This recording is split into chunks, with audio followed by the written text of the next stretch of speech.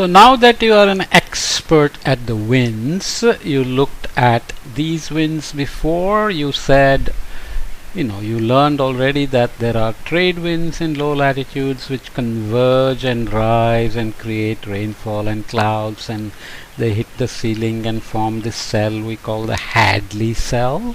And you have the westerlies here and the easterlies there, which also create cells. So that's called a polar cell, that's called a Ferrel cell. So you can see this air sinking here, so no clouds, clear skies, air sinking here, clear skies, high pressure, and so on. And there is convergence here, so winds are coming from this side and they're meeting in the middle and creating again rising air and clouds. And so there is a rain band here where the trade winds from across the equator are meeting, and there is a rain band here where the polar easterlies and westerlies are meeting.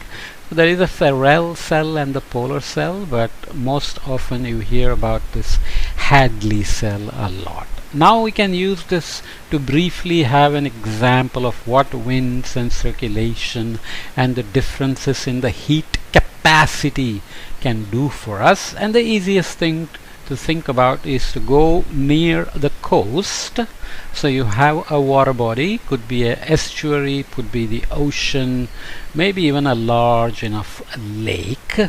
So you think of the land with all its human activities, as we said before, with agriculture, livestock, forest here, a river, mountain, and some industrial activities. So Earth's surface is warmer during the day because, well, it depends on the daytime of the part of the Earth that is warm because you're getting energy from the sun. This creates an area of low pressure over land, bringing the breeze in. What do you mean? So we mentioned sea level pressure, warm temperatures at the surface, pressure dropping as we go up in the atmosphere, and temperatures dropping as well. But if you're at the surface and you think about warming during the day as the sun comes up, you expect the land to warm and the air to rise, and that's because you are also creating a low pressure. So warm air is lighter and is going to rise, so you have a low pressure. So land, remember, has a low heat capacity compared to the ocean, right? Heat capacity is how quickly it warms when you provide energy or heat. So land warms faster, that means it creates a low pressure system compared to the water body that's next to it, which is warming slower, so it has higher pressure. So wind will go from high pressure to low pressure. So you can see that winds are going towards land from the water, and they rise as they come together with the part of the land that is not as close to the water, and this air cannot keep going forever, so it will rise. I'm explaining in a very brief way, but there are reasons why it can happen. It can just run into a mountain. For example, if you think about a coastal city like Mumbai, where I'm sitting, air coming from the ocean is going to run into the Western Ghats, which are to the east of the city, and then it will be forced to rise. So it will rise and come back and sink again. So you set up a cell like this, and this we call the sea breeze. So during the day you have land warming faster, creating low pressure, ocean warming slower and having high pressure. So you have sea to land breeze, right? So that's a sea breeze coming from the sea. And during the night, when the sun goes away, because the land has low heat capacity, it will also cool faster compared to the water, which has warmed during the day, although slower than land, and at night it will also cool slower than the land. So the ocean is warmer at night compared to land, creating an area of lower pressure because it's at a warmer temperature than land. Now the ocean or the water has cooler temperatures and higher pressure. So now land is lower pressure, so higher pressure, cooled faster, so you will have winds going from land to ocean.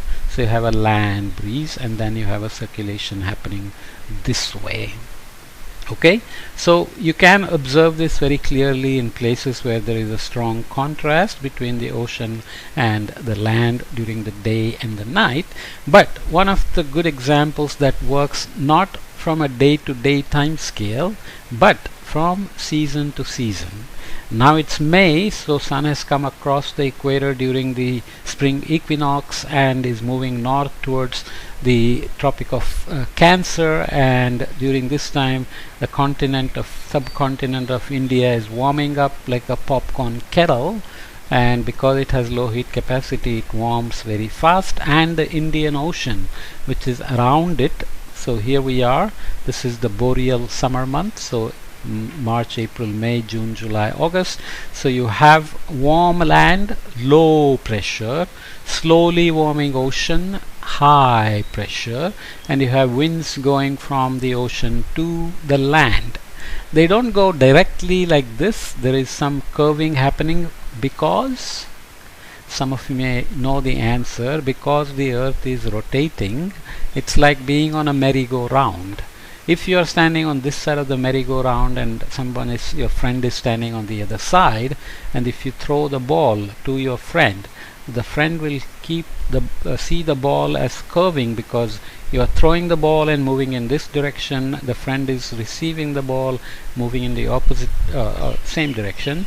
So the ball will look curved. But if your mom is standing outside, she will not see the curve. So when we are on Earth, because Earth is rotating, the winds get curved.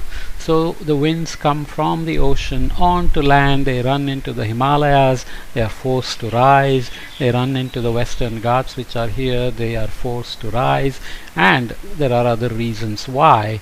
A lot of moisture also comes in from the oceans, and you get rising air, expanding air, cooling air, clouds, rain, lots of rain, right?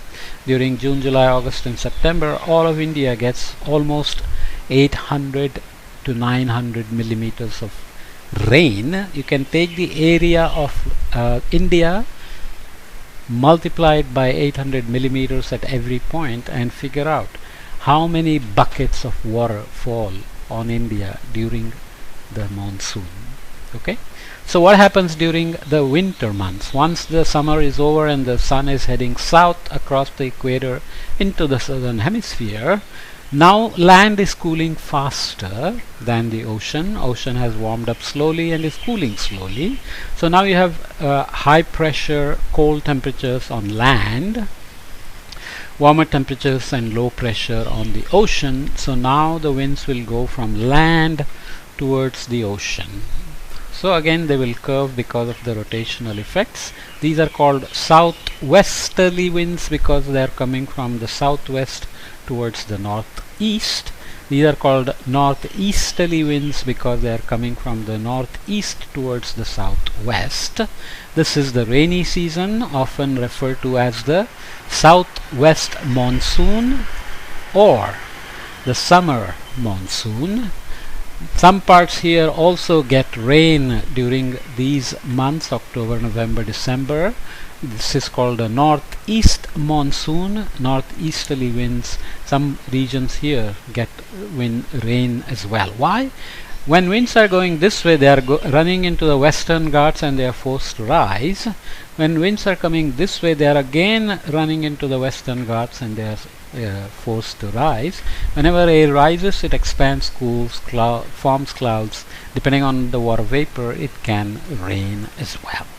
So India has two monsoon seasons, the southwest monsoon and the northeast monsoon during the summer and during fall and winter. If you live in Tamil Nadu here, you will get very little rain during the summer, but you will get more rain during November, December.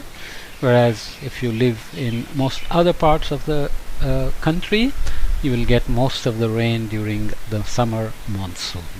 Okay, so this gives you a good sense of how the circulation not only happens at global scale but also happens at the local scale, because you have pressure differences, pressure gradients from high pressure to low pressure to high pressure, which always drives fluid motion, wind motion, and in the ocean it will create currents as well. In the atmosphere we call them winds, in the ocean we call them currents. Okay, we can call them ocean winds as well, but just remember as currents. Okay, so we'll come back and look next at the oops, something went wrong here, so I have to delete this slide. Sometimes I make mistakes and end up with an empty slide. So we'll come back and look at the Earth system. We'll define what a system is, and then we'll define the Earth system and look at how things interact. We mentioned ocean, land, atmosphere interaction, but human beings are also interacting with land and atmosphere and ocean and modifying weather and climate. Okay, so we'll look at that in the next podcast. See you in the next podcast.